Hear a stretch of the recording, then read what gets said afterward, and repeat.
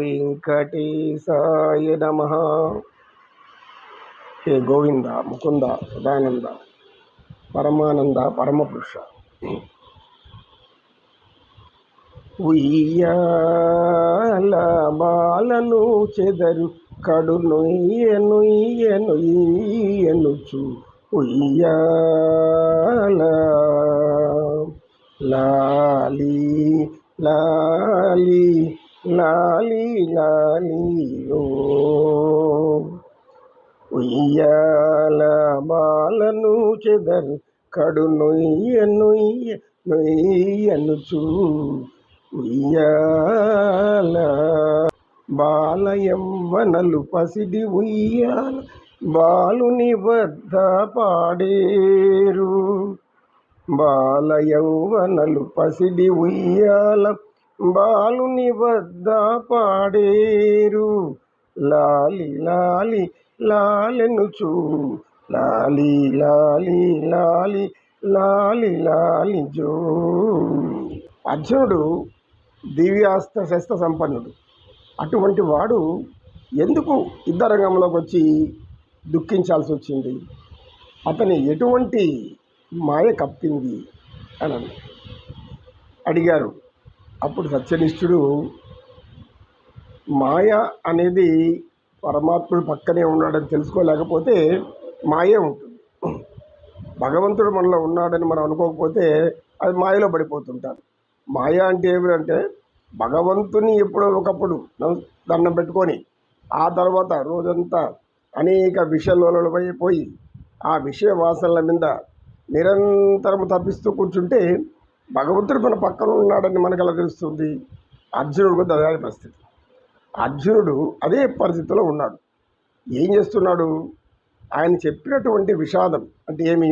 శోకానికి కారణం, బాధకు దుఃఖానికి కారణం, అది అకారణమైన కారణం. అది ఎందుకంటే పరమాత్మ చెప్తాడు, ఉతస్త్వా కస్మలమిదం సమపి స్థితం అనార్యష్ట మస్వర్గ్యం అకీర్తికరం. అర్జున, ఒక వీరుడు బాధపడడాని గురించి బాధపడుతున్నాం.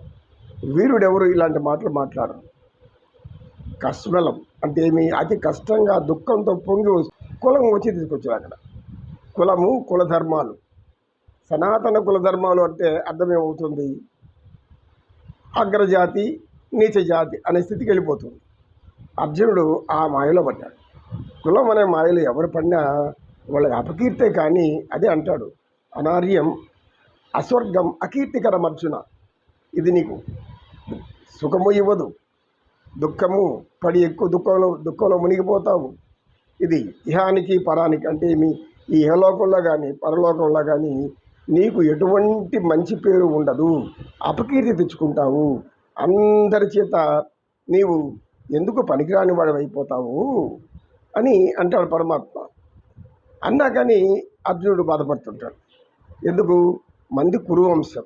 కురువంశం అంటే ఏమి? కురు వృద్ధులు, గురు వృద్ధులు అనేక మంది గొప్ప గొప్ప పరిపాలన చేసేటువంటి వాళ్ళు, భరత వంశం నుంచి వచ్చినటువంటి వాళ్ళు, సూర్యవంశ సంభూతులు వీళ్ళు.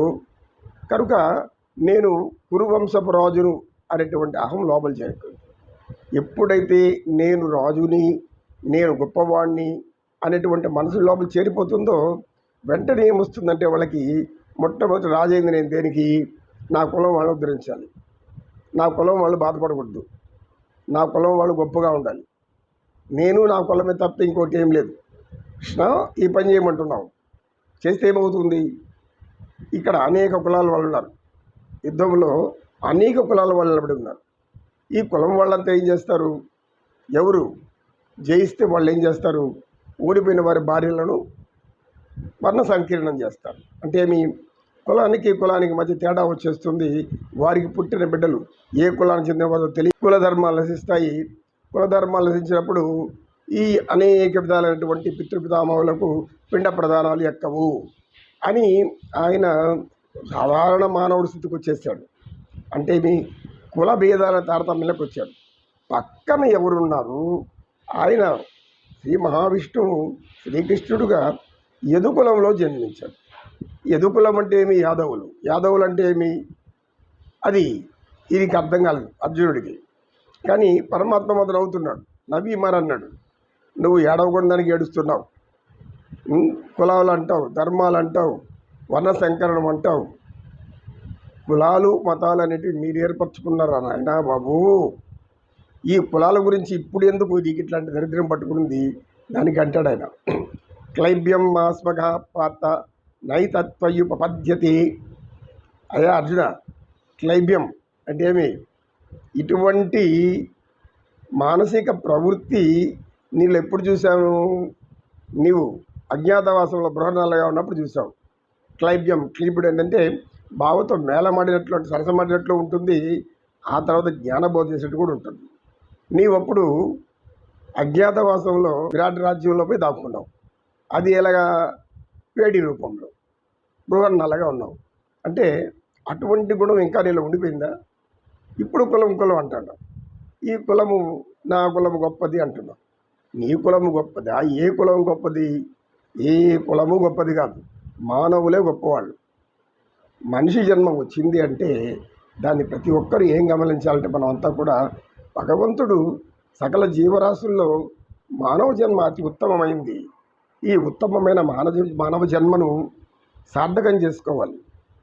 సార్థకం చేసుకొని దీని యొక్క అర్థమేమి, పరమార్థమేమి, భగవంతుడు ఈ శరీరం ఎందుకు ఇచ్చాడు?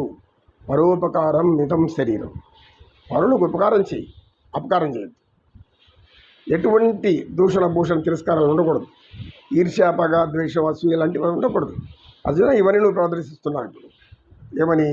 నా కులం గొప్పది, నేను మా కుల వర్ణాలు చెడిపోతాయి, కులాలు ఈ కులాలు మారిపోతాయి, కనుక ఈ యుద్ధం నేను చేయలేనంటున్నావు. ఇది ముందుగా తెలియదా నీకు? రాజు రాజ్యాన్ని పరిపాలిస్తుంటే అనేక కులాలు ఉంటాయి. ఆ కులాలన్నీ ఎవరు ఏర్పరచుకున్నారు? పూర్వీకులు ఏర్పరచుకున్నారు. కులధర్మాలంటే ఏమి? కులధర్మాలంటే ఎక్కడికి వెళ్ళిపోయింది? నీచ కులము, అగ్రకులము. నమో కృష్ణ, నమో కృష్ణ. కృష్ణం వందే జగత్.